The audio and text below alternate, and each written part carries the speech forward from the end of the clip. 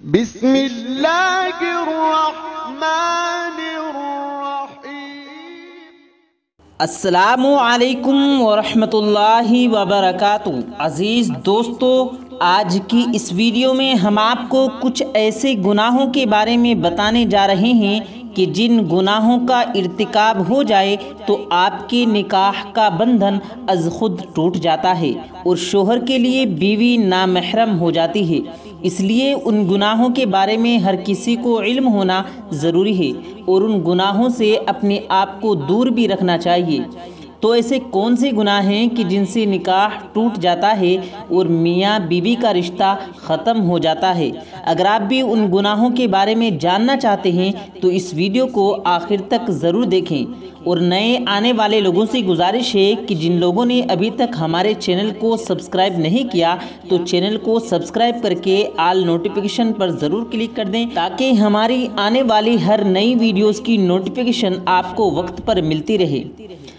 پیارے دوستو، کلمہ پڑھنے کے ساتھ ہی ہر مسلمان اسلامی احکام کا اور اسلامی شریعت کا پابند ہو جاتا ہے، اور اسی لیے ضروری ہو جاتا ہے کہ وہ اپنی زندگی کو اسلامی شریعت کے تابع کرے۔ شریعت نے جن کاموں کو کرنے کا حکم دیا ہے ان کو پابندی سے کرے، اور جن کاموں سے منع کیا گیا ہے ان کاموں سے اپنے آپ کو دور رکھے، کیونکہ اللہ رب العزت نے اپنے بندوں کے لیے کچھ حدود قائم کر رکھے ہیں اور ان حدود کی پابندی کا حکم دیا گیا ہے۔ قرآنی تعلیمات مسلمان کو یہ بتاتی ہے کہ کس سے کیسے زندگی بسر کرنی ہے، کس رشتے کے ساتھ کیا سلوک کرنا ہے۔ قرآن نے ہر رشتے کو اپنے اپنے حقوق مختص کر دیے ہیں اور ان کی حدود بھی بتائی ہیں جن میں انتہائی احتیاط کی ضرورت ہے۔ اگر ان رشتوں میں ذرہ برابر بھی بے احتیاطی کی جائے تو میاں بیوی کا رشتہ ہمیشہ کے لیے ختم ہو جاتا ہے، یعنی کہ نکاح ٹوٹ جاتا ہے۔ تو پیارے دوستو، اس میں سب سے پہلی جو بات ہے وہ مذہب کے حوالے سے ہے۔ اگر میاں بیوی میں سے کوئی ایک بھی نعوذ باللہ اسلام کو چھوڑ کر کوئی دوسرا مذہب اختیار کر لے تو ان کا نکاح ٹوٹ جاتا ہے اور میاں بیوی کا رشتہ ختم ہو جاتا ہے۔ اگر اس کے بعد وہ ایک دوسرے کے ساتھ رہیں گے تو یہ حرام ہوگا۔ اسی طرح سے رشتوں کے حوالے سے آپ کو بتاتے چلیں کہ جب بیٹا 7 سال سے اوپر کا ہو جائے تو اس کو چاہیے کہ وہ ماں کے ساتھ نہ سوئے، اور اسی طرح سے بیٹی جب 9 سال سے اوپر کی ہو جائے تو وہ اپنے باپ کے ساتھ ہرگز نہ سوئے۔ یہ شرعی حکم ہے، اس لیے اس کی پابندی بھی بہت ضروری ہے۔ شریعت نے یہ احکام اس لیے نافذ کیے ہیں کہ اگر ان احکام کی پاسداری نہ کی گئی تو ان کا نتیجہ بڑا ہی خطرناک ہوگا۔ اسی طرح جب بیٹی 9 سال کی ہو جائے تو باپ کو چاہیے کہ اسے پیار کرنے میں بھی احتیاط کرے۔ اگر باپ پیار کرنا بھی چاہے تو صرف بیٹی کے سر پر ہاتھ پھیرے، بوسہ لینا بھی ہو تو سر پر بوسہ لے۔ اسی طرح باپ کو چاہیے کہ اپنے جسم کو بیٹی کے جسم سے دور رکھے، کیونکہ اگر خدا نہ خواستہ یہ احتیاط نہ برتی اور کہیں باپ نے بیٹی کو ایسے پیار کر لیا کہ باپ کی شہوت یا بیٹی کی شہوت ابھر گئی تو ایسی صورت میں اس شخص کے لیے اپنی بیوی یعنی اس بیٹی کی ماں ہمیشہ کے لیے حرام ہو جائے گی، اس کا نکاح ٹوٹ جائے گا، اور یہی حکم ماں اور بیٹے کا بھی ہے۔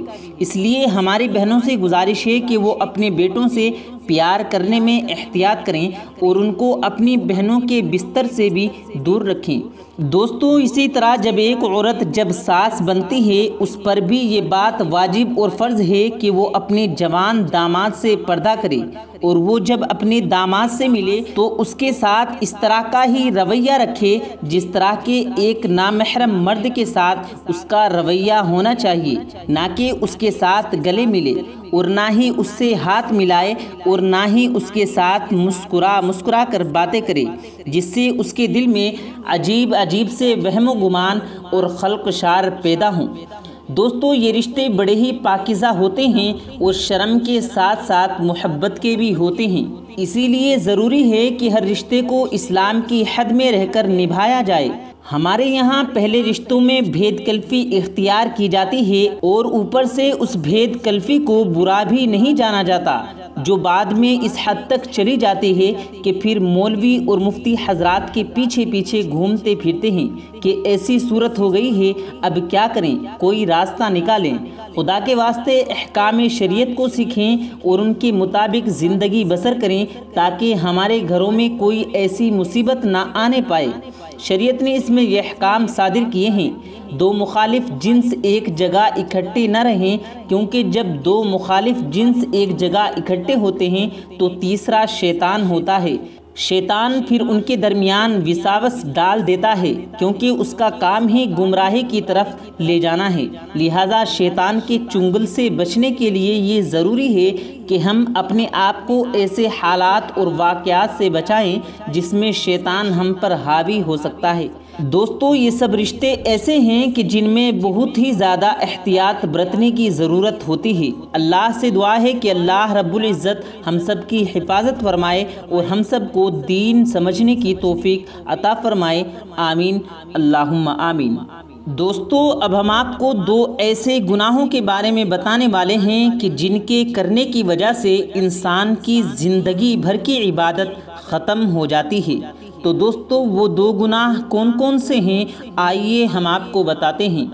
نمبر 1، دوستو، اللہ کا ایک نیک بندہ جس نے اپنی زندگی کے 70 سال اللہ کی عبادت میں گزارے، اس کے بعد اس کا انتقال ہو گیا تو وہ ایک مرید کے خواب میں آئے۔ مرید نے پوچھا، حضرت کیا حال ہیں؟ تو آپ نے فرمایا، کچھ نہیں، بس ابھی تک بخشش نہیں ہوئی۔ مرید نے کہا کہ حضرت آپ نے تو 70 سال اللہ کی عبادت کی ہے، پھر آپ کی بخشش کیوں نہیں ہوئی؟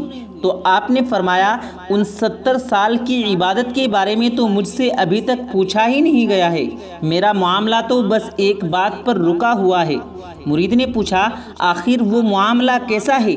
تو حضرت نے فرمایا، ایک دفعہ میں اپنے آنگن میں بیٹھا ہوا تھا، تیز دھوپ ہو رہی تھی، پھر اچانک سے بارش ہونے لگی تو میرے منہ سے نکل گیا، اف، یہ بے وقت کی بارش۔ بس اللہ نے مجھ سے یہ پوچھا، وہ بارش بے وقت کیسے تھی، اسے ثابت کرو، کیونکہ اللہ کے یہاں تو ہر چیز کا ایک وقت مقرر ہے، اب میں اسے بے وقت کیسے ثابت کروں؟ دوستو، بس اسی ایک گناہ کی وجہ سے اس شخص کی بخشش نہیں ہوئی۔ یہ تیز گرمی، تیز سردی، تیز بارش سب اللہ کی مرضی ہے، کب کرنا ہے اور کیا کرنا ہے اور کیسے کرنا ہے، اللہ کے یہاں سب طے ہے۔ اس لیے دوستو، اس کے کاموں میں اپنی کم عقلی نہ لگائیں اور اپنی زبان سے ایسے الفاظ کبھی بھی نہ نکالیں جو اس کی شان کے خلاف ہوں۔ اور گناہ نمبر 2، دوستو، حضور کریم صلی اللہ علیہ وسلم فرماتے ہیں کہ کل قیامت کا دن ہوگا اور ایک بندے کو اللہ کی بارگاہ میں حاضر کیا جائے گا۔ اس بندے کے نامۂ اعمال میں ہر طرح کی نیکی موجود ہوگی، اس کے پاس پہاڑوں جیسی نیکیاں ساتھ ہوں گی۔ ان نیکیوں کو دیکھ کر اہل محشر بھی حیران ہوگا، یعنی کہ اس کے پاس اتنی ساری نیکیاں ہوں گی۔ اس کے بعد اس بندے کی تمام نیکیوں کو میزان یعنی ترازو میں رکھا جائے گا، اس کی نیکیوں کا پلڑا بھاری ہو جائے گا اور اس کے گناہوں کا پلڑا ہلکا ہو جائے گا۔ وہ بندہ تصور کرے گا، یقین کرے گا کہ اب تو میں جنت میں جانے والا ہوں۔ اس کے بعد اس کے گناہوں والے پلڑے میں کاغذ کا ایک چھوٹا سا ٹکڑا ڈالا جائے گا تو اس کے گناہوں کا پلڑا بھاری ہو جائے گا، یعنی اس ایک کاغذ کے ٹکڑے کی وجہ سے اس کی تمام عمر کی نیکیاں ہلکی ہو جائیں گی۔ اس کے بعد اللہ کی طرف سے فرشتوں کو حکم ہوگا کہ اس کو پکڑو اور اسے گھسیٹ کر جہنم میں ڈال دو۔ دوستو، وہ بندہ حیران ہو جائے گا اور وہ سوچنے لگے گا کہ میں نے تو عمر بھر اللہ کی عبادت کی ہے، آخر مجھ سے ایسا کون سا گناہ ہو گیا جو اس کاغذ کے ٹکڑے میں ہے، جس کی وجہ سے میرے گناہوں کا پلڑا بھاری ہو گیا ہے۔